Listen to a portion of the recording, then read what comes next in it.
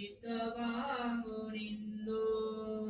तन्ते दशा भवतु ते जयमङ्गलानि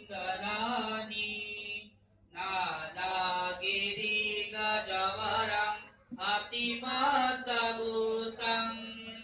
तावकीचकमसनि वसुधारुणन्तं मीतं कुशेकविधिना चित्वा मुनिन्दो तन्ते दशा भवतु ते जयमङ्गलानि